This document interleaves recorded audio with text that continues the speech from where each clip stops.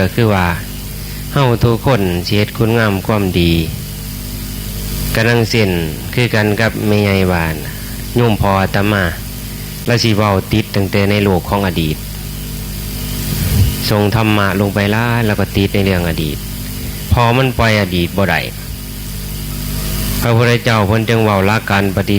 บัติอตีตังนาวะคะเมยานาปฏิกังเขนะกตังสิ่งที่ล่วงไปแล้วบ่ให้ไปยึดให้ปล่อยบ่ให้พะวงถึงสิ่งที่ยังบ่ทันมาถึงให้เอาปัจจุบันธรรมนี่เฮาฟังเบิ่งอาจารย์ผู้เพิ่นได้ตายไปแล้วกลับคืนมาเว้าสู่เฮาฟังนี่ก็อดีตของเพิ่นเคยเป็นทหารเคยเป็นนักรบ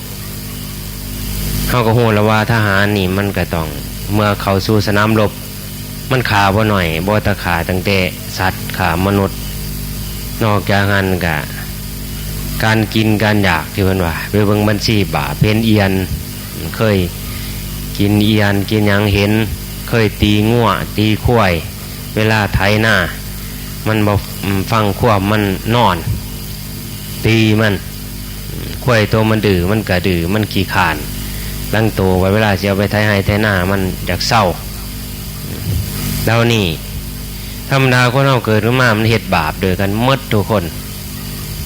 แต่ว่าบาปนั่นบ่สามารถสิเอาตัดทิ่มใดล้างทิ่มใดแบบที่เขาเขียนป้ายกันว่าชำระล้างบาปนี่ล้างบ่ได้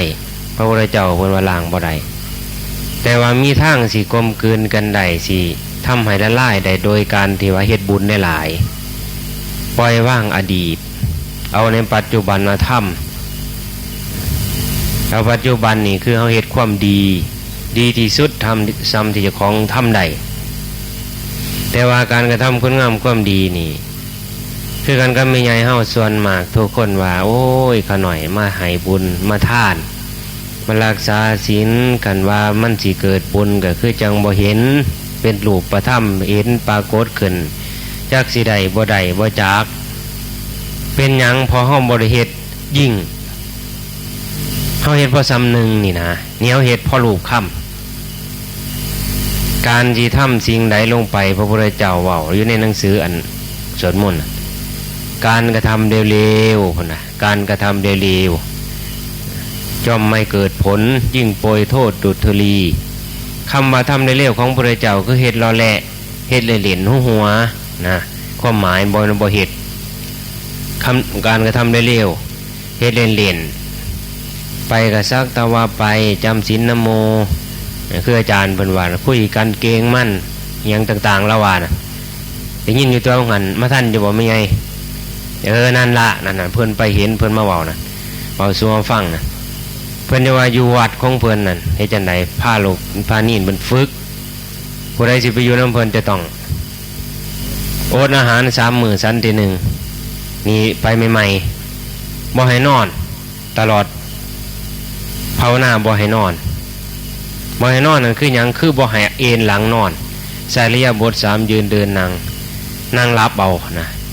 นั่งหลับฝึกจนนั่งหลับได้บ่ธรรมดาเด้คนถือว่าเก่งเติบได้ฝึกจนนั่งหลับได้ในลักษณะนี้นั่นเพิ่นเฮ็ดอันยิ่งคืออาจารย์เพิ่นที่เฮาฟังว่าเพิ่นได้บรรลุงามความดีได้ไปเห็นนรกสวรรค์ที่เพิ่นเมาสู่ฟังนี่ตั้งสัจจะอธิษฐาน7 มื้อบ่นอน7 มื้อบ่นอนที่เดินอยู่ตลอด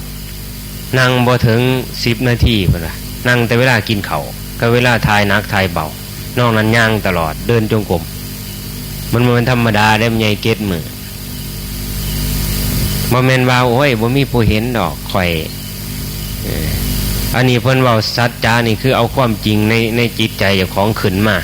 เพื่อแลกชีวิตกับแม่ป่วยไข้โรงพยาบาลแลกชีวิตเอาชีวิตเป็นเดิมพัน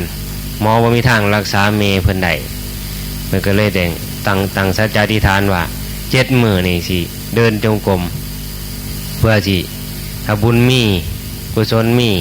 โดยพุทธานุภาพธรรมานุภาพสังฆานุภาพนี่ไปบรรเทาเพื่อแลกชีวิตกับถ้ามันบ่ได้ก็ให้ตายความสัจจะอธิษฐานและความสำเร็จ7 มื้อเพิ่นเฮ็ดได้7 มื้อมันก็หังมีแนวซอยคือเพิ่นเว้าสู่ฟัง ถึงเขาจะเป็นขับขันมานั่นคือเสื้อศาสตร์ของบัณฑิตพระพุทธเจ้าราสาวกของพระพุทธเจ้าบัณฑิตบริอ่อนว่อนผีสางนางใหม่เทวบุตรเทวดาเห็นมาซอยคือกันกับมหาชนกเลือแตกอยู่กลางบ้างพวกทั้งหลายเรานั้นโอ้ยยกมือกราบไหว้เลือแตกคอยจมลงเทละขางอยู่ในกลางบ้างมหาสมุทรซึ่งเลี้ยวบ่เห็นฝั่งพวกเหล่านั้นยกมืออ่อนสวดลงไปกระทมคาถาอย่างต่างๆผีสางนางใหม่ลงมาให้ซอยยกมือสุดศอกมหาชนกบ่เป็นจังซั่นมหาชนกเลี้ยวซ้ายแลขวาฟังบ่เห็นที่สุดเปลืองผ้าออกทีเปลืองผ้าหนักๆนุ่งผ้าเนื้อละเอียดนุ่งบางห่อเพราะตั้งแต่ห่ออวัยวะกายนิดเดียวปิดความหลายแล้วก็เนยใสเอาเนยน้ำมันนี่อาบหยังอาบเพื่อว่าบ่ให้น้ำจับขี้งเจ้าของแล้วมีอาหารพอสิกินได้กินอาหารอยู่ในเรือนะกินอิ่มท้องก็คือปีนขึ้นเสากระโดงเสาของเรือที่เขาเฮ็ดเป็นหลักอยู่ในกลางเรือนะปีนขึ้นไปน้ำกับเรือควายจมลงพวกอ่อนว่อนนั่นกับปลาสนุกกินเตาปลาใหญ่ๆในทะเลนั่นกินมาสนุกปีนขึ้นไปสูงแล้วกระโดดออกจากเขตของเรือสิจมเพราะเรือจมปั๊บน้ำมันสิดูดขันอยู่ในราชมีนี่มันก็สิลงไปน้ำเรือก็ต้องกระโดดแฮนด์บิดแล้วก็วิดพวกปูปลาอันที่มากินพวกเรานั่นโฮมเขามากินน่ะมาส้มมากินพวกกันพอขาหาลอยมาชนกโดดไปวิดลอยล่ำอยู่กลางทะเลอธิษฐานสัจจบารมีลอยไป7 มื้อนั่นบ่ธรรมดาก็เน่นพระโพธิสัตว์7 มื้อลอยล่ำอยู่ในกลางทะเลนั่นบ่ท่านเห็นฟังที่จะพ้นคือจังว่าคำนวณที่ทางว่าสิไปสู่มีธิรานครสิไปเมืองมีธิรานครซึ่งเป็นเมืองพอเมืองเมเมืองปูเมืองยาตะเขาผมคิดว่าอยู่ในทิศทางนี้ก็ลอยไปพอดีคำนวณเห็นวันเพ็ญลอยได้7 มื้อคิดคำนวณว่ามื้อนี้สลอยว่าจะเป็นวันศีล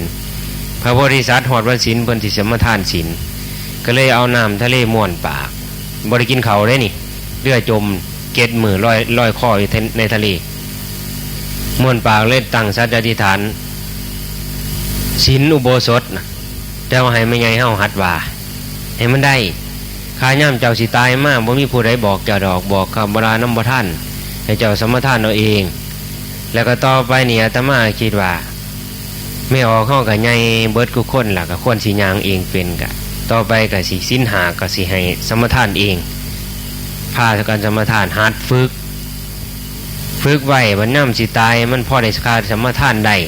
นั่นมาสนุกสมทานอยู่กลางทะเลบริยานความตายสมทานปั๊บอุโบสถศีลนั่นพุ่นเดือนหอดนั่งมณีเมขลานางมณีเมขลานั่นผู้รักษาดินแดนของมหาสมุทรขึ้นไปสวรรค์สันดาวดึงไปธรรมสภาตัวสภาของพวกเทวดาไปฟังธรรมได้เกณฑ์มือก็เลยกลับลงมาเลี้ยวเห็นม้าสนุกพระโพธิสัตว์เจ้าลอยลำลอยข้ออยู่กลางทะเลไปหอดก็เลยไปไกลๆลงไปไกลๆอยู่ในกลางอากาศถามเจ้าเป็นผู้ได้มาลอยยืนคอยในกลางทะเลซึ่งบ่เลี้ยวบ่เห็นที่สุดของฝั่งบ่มีทิศทางสิไปพงคนทั้งหลายพวกพ้องทั้งหลายตายหมดพระโพธิสัตว์มันก็เว้าถึงว่าความเพียรอันบุรุษจะพึงกระทำบ่ได้นอนรอความตายแต่ว่าฮู้ว่าความตายสิมาสู่แต่ว่าก็สิบ่ได้นอนรอบ่ได้อ่อนว่อนเทพไถ่เทวาผีสางนางใหม่บ่ได้อ่อนว่อนผู้ใดมาซอยเฮาสิด้วยพี่ความเพียรความบากบั่นของกำลังสิฝ่าฟันไปจนถึงที่สุดเมื่อตายก็ตายสมเกียรติสมว่าเจ้าของสู่จนถึงที่สุดเว้าหลายๆอย่างเพิ่นเว้านางมณีเมขลาถามแล้วนางมณีเมขลากะอนุโมทนายอมรับในความเพียรจิตใจอันมั่นคงของมหาบุรุษถึงลอยในข้อในกลางทะเลพวกที่ยกมือกราบไหว้หาผู้นั้นผู้นี้มาซอยนั้น โผล่ไปอยู่ในท้องปลาเมดปลามาซอยปูปลามาซอยเขาในท้องมันเรียบนางมณีเมฆลาถามโพธิสัตว์แล้วว่าท่านสิไปที่ใดก็เลยบอกว่าสิไปที่มิถิลานครก็เลยได้อุ้มขึ้นจากน้ำแล้วก็เอาไปโปงไว้ที่สวนอุทยานของเมืองมิถิลานครตัวหม้อของพระเจ้าในเมืองมิถิลานครสวรรคตบ่มีผู้สืบราชสกุลมีแต่ลูกสาวผู้เดียวคนทั้งหลายเขาก็เลยได้ทำพิธีพวกพราหมณ์โบราณพวกพราหมณ์โบราณก็เลยทำพิธีปล่อยสัตว์อธิษฐานเสียงท่ายปล่อยราชรถขณะว่าบุคคลใดมีบุญญาธิการสามารถสิริปกครองมิถิลานครใดราชรถนั้นจงแลนไปเกยนั่นจึงมีคำโบราณว่าราชรถมาเกยมารับนะปล่อยราชรถขี่ไปแลนกับแลนออกจากประตูเมืองไปสู่อุทยานพระโพธิสัตว์นั่งนอนหลับบ่ทันหูเมียบ่ทันฝืนลอยคออยู่ในกลางเทเกตมือจึงมีตั้งแต่ผานุงไว้หันราชรถแลนไปแล้วก็ไปยุดอยู่ตรงทางตีนของโพธิสัตว์พวกอมาตย์ราชบุรุษผู้ที่มีความสามารถฉลาดดูลักษณะต่างๆก็เลยมาพิจารณามาเบิ่งลักษณะของโพธิสัตว์ถึกต่อมตามลักษณะของมหาบุรุษอวัยวะครบถ้วนมีกำลังเป็นมหาบุรุษที่สง่าผ่าเผยมีความงามรูปหล่อพอสมควรไว้ไงก็ได้ว่าสงสัยว่าบุคคลนี้คนคงจะมีบุญกษัตริย์ราชรถคงสิบแลนมาจอดแล้วก็ให้เสนาอมาตย์ตีประโคมดนตรีขึ้นทางว่าราชบุรุษคนนี้เป็นคนถอยเป็นคนที่จิตใจฟอเมื่อได้ยินเสียงตีประโคมดนตรีนั่นก็เสด็จหัวเมียขึ้นจะต้องวิ่งหนีนี่เบิ่งหัวใจเขาประโคมดนตรีขึ้นเพราะโพธิสัตว์หัวเมียแต่ว่าบ่ได้แลนเลยเสียงตาหน่อยเบิ่งว่าเฮาขึ้นมาหอดฟังแล้วก็ทำท่านอนหลับเฉยจิตใจมั่นคงบ่ธรรมดาได้นะบริสถานพวกราชบุตรทั้งหลายก็ว่าบุคคลนี้บ่เป็นคนธรรมดาเป็นคนมีบุญญาธิการขณะเสียงประโคมดนตรีขณะนี้กันเป็นคนธรรมดานั่นย่านโดยอาญาของพระเจ้าแผ่นดินแลนนี้อันนี้บ่ย่านแต่ก็เลยเขาไปมอบเทพเท่าละกราบทูลมอบราชสมบัติให้ปกครองบ่ธรรมดานั่นพระโพธิสัตว์สิ่งที่ได้มาบ่ได้มาง่ายนี่คือกันกับอาจารย์ที่เฮาเว้าไปสิ่งที่เพิ่นเฮ็ดได้คือเฮาเว้านี่ไปคือใหญ่เฮาขน้อยเฮ็ดบุญเฮ็ดคือบ่เห็นเฮาบ่ได้เฮ็ดอีหลีคืออาตมาเคยว่าเฮาเคยเฮ็ดบุญยิ่งบ่การทานเฮาเคยทานอันยิ่งบ่ส่วนมากเฮาก็ทานธรรมดาคือหมู่ทานสมมุติว่าเฮ็ดสร้างวิหารลานเจดีย์วัดว่าลานจังซี่เฮาก็บ่ทันได้เฮ็ดอันยิ่งอันนี้เว้าก็ว่าบังคับให้มื้อเจ้าไปขายหน้ามาเฮ็ดได้เว้านี่เว้าให้เข้าใจนะว่ามันจังบ่เห็นโดยปัจจุบันเฮาบ่ทันได้เฮ็ดยิ่งเพิ่นออก100ข่อยก็ออกน้ำหมู่นั่นเพิ่นว่าก็เฮ็ดน้ำหมู่แต่การเฮ็ดยิ่งนั่นคือหมู่เฮ็ดซ้ำนี่เฮาเฮ็ดหมู่ออก100เฮาออกเป็นล้านนั่นคือว่าการทำมันยิ่งแล้วผลมันก็ย่อมปรากฏเกิดขึ้นในปัจจุบันเฮ็ดบ่คือหมู่ใดมันจังแตกต่างหมู่เพราะฉะนั้นนายอำเภอจึงมีผู้เดียวอำเภอหนึ่งมันบ่ได้มีหลายคนเพราะว่าแสดงว่าคนนั้นตั้งแต่เริ่มต้นเฮ็ดบ่คือหมู่ตั้งแต่เรียนหนังสือผลก็เรียนมาบ่คือหมู่มีเป้าหมายมีจุดประสงค์คือลูกหลานเฮาไปเรียนขึ้นรถไปนี่บ่มีเป้าหมายนี่พายกระเป๋าเจ้ากระเป๋าหยังลังเทียใส่เสื้อผ้าเจ้าของไปแก่สุดพุ่นไปเที่ยวกลับมาไปเรียน2วีซ่าเรียนเบิดมื้อเรียน2วีซ่าไปเที่ยวกลับมาใส่สุดใหม่กลับมาหาแม่สบายบ่จบหอนม.6จบแล้วก็บ่มีงานเฮ็ดเพราะบ่ได้ตั้งใจเรียนพวกเขาสิเรียนจบเป็นหมอเป็นแพทย์มันบ่ธรรมดาเด้ลูกสาวอันพยาบาลบัญญังพยาบาลใหม่เพิ่นมันเรียนบ่ธรรมดาเด้จนจอยมันขึ้นมาแต่เดียวโอ้ยนี่บ่ธรรมดาหมู่พวกไปนำกันเอาผัวเบิดไปเช่าหอพักอยู่พุ่นพ่อแม่ก็ว่าลูกสาวไปเรียนน่ะอยู่หอพักมันบ่ฮู้จักที่พ่อแม่บ่ได้ไปอย่างเถียเนี่ยผู้เฒ่าบ้านนอกก็บ่ฆ่าเขาเมืองเขาแล้วก็ บ่ฮู้จักสิไปฮู้จักสิเว้าเด็กน้อยวัยรุ่นสมัยใหม่บ่ฮู้จักเว้านำเขาเรียนนั้นมาเรียนจนจบเขาพาเขาไปสู่ศาสนาคริสต์ก็ไปพอผู้ใดเรียนเก่งๆพวกหมอนี่ส่วนมากหมอนี่มันสิเข้าศาสนาคริสต์หลายเด้คือพี่สาวอาตมากันไปเรียนหมอกะไปเรียนนั่งพยาบาลกะเขาไปศาสนาคริสต์ก็ไปเข้าศาสนาคริสต์เขาเท่าปัจจุบันอีนี่ก็เขาก็พาไปยังเจ้าเรียนบาดนี่สมมุติเรียนสูงมาเขามีเงินซอยอุดหนุนให้เรียนแต่ว่าเจ้าจะต้องไปเขาวันสำคัญของเขาเจ้าจะต้องทำพิธีรวมเขาวันสมาโตโฮลิเดย์วันอิหยังของเขาต่างๆเขาโบสถ์น้ำเขาเรานี่เป็นสาวกของเขาก็ส่งเสริมซอยเก่งฮอดภาษาอังกฤษนะยี่นั้นมันไปอยู่ตอนบ่เขาพอเมถุมเทไปมามันก็เรียนจนสำเร็จเป็นหมอเป็นอันนั่งพยาบาลเดี๋ยวนี้ก็อยู่เมืองอุบลอยู่อันโรงพยาบาลใหญ่เงินเดือน10,000 กว่าบาทเขาไม่เงินเดือน15,000เดี๋ยวนี้มันก็ขึ้นไปเรื่อยมันก็เรียนไปเรื่อยยกปริญญาเรียนเป็นหมอมันก็ดีหลายได้คือเขาเห็นแล้วอยู่บ้านเฮาออกมายำพอยังไม่มาอยู่บ้านบัดมาเฮ็ดคลินิกน้อยๆยาก็บ่ได้ซื้อเอามาจากโรงพยาบาลยาพารา5 เม็ดก็ว่า50 บาทที่ได้ยาแก้ไขแก้หนาวบ่ได้ซื้อค่ำหันค่ำนี้แน่ก็แก้ไขเอาไปพอรักษาพอแก้คัดบ่แม่นรักษาจริงๆจังๆมันก็รวยเป็นหมอแพทย์ปัญญารวยนั่นเฮียนก่อนสิเป็นได้จังซั่นบ่แม่นธรรมดาเด้จุดเป้าหมายแล้วก็ทุ่มเทชีวิตจิตใจอันนี้คือกัน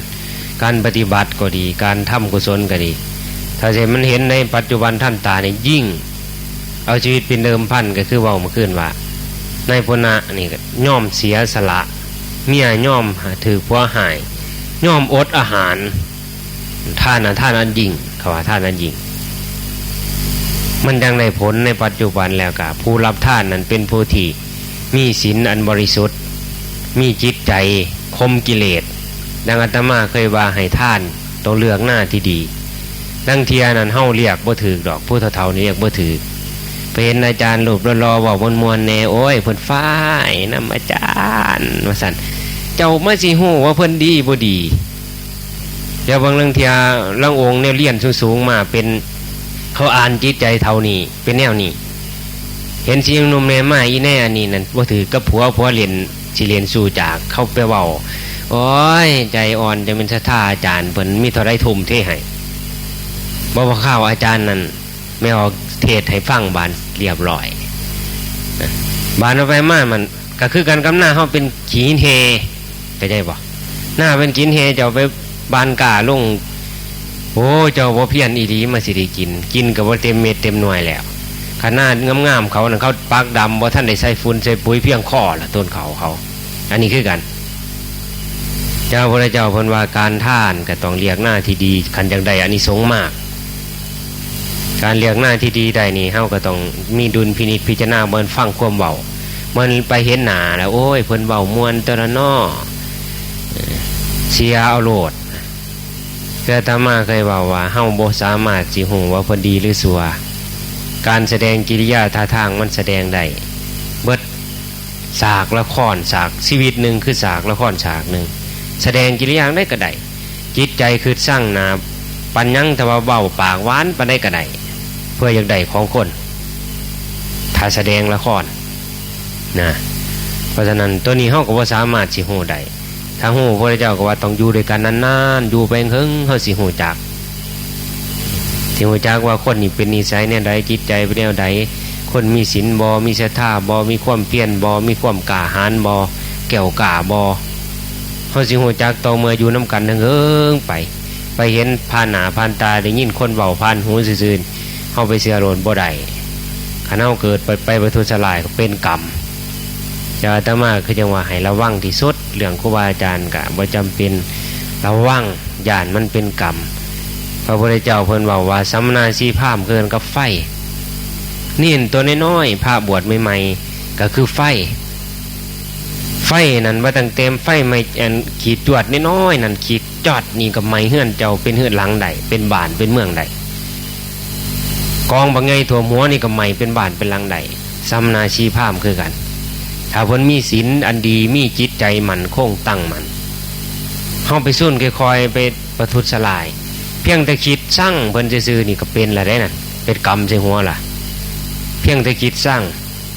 ซื่อๆก็เป็นกรรมเบ้าออกมาหลุดปากปั๊บนั่นเอาคืนบ่ได้น่ะเป็นกรรมติดเป็นสัตว์แต่เพียงแต่ว่าเฮาคิดคือฮักคือสงสารเพิ่นคำว่าฮักนี่บ่แม่นฮักเพื่อว่าจะได้ไปกราบอยู่เฮียนได้นี่ความฮักนี่หมายถึงว่าเมตตาคืออยากส่งเสริมเพิ่นเพื่ออยู่ในศาสนามีความเมตตาอนุเคราะห์ซอยเหลือเพิ่นมีแนวเพื่อสิได้สิเฮาซอยเหลือเฮาซอยเหลือสิ่งใดเพิ่นใดซอยเหลือเพิ่นนั่นเพียงแต่คิดตัวนี้มันก็เกิดบุญอะไรคิดซื่อๆสำหรับสำนาชีพามพูนประพฤติปฏิบัติมีศีลอันบริสุทธิ์พระพุทธเจ้าเพิ่นว่าอันนี้คือการนำฟังครูบาอาจารย์ว่าลงไปเพิ่นทำอันยิ่งทุ่มเทจะว่าการปฏิปฏิบัติเทศพ่อตั้งแต่แล้วไปแล้วถึงเวลาเหตุก็เหตุแล้วไปเฮาก็บ่ได้ผลเฮาก็สิมาคิดว่าโอ้ยมันมีจริงบ่ก็สงสัยดีล่ะว่า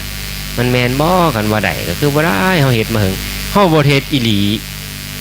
เฮ็ดพอเราแหละเฮ็ดอีหลีแล้วเฮ็ดมือเดียวอีก80มื้อก็บ่เฮ็ดบ้านเฮ็ดความชั่วมันเฮาเฮ็ดหลายกว่านั้นเฮาก็เลยบ่ได้มีเหตุผลของมันนี่เว้าถึงเหตุผลคือเพิ่นนั่นถือว่าเพิ่นมีบุญหลายตายตั้ง3เทื่อเด้อาจารย์นี่เพิ่นตาย2เทื่อแล้วตาย2เทื่อ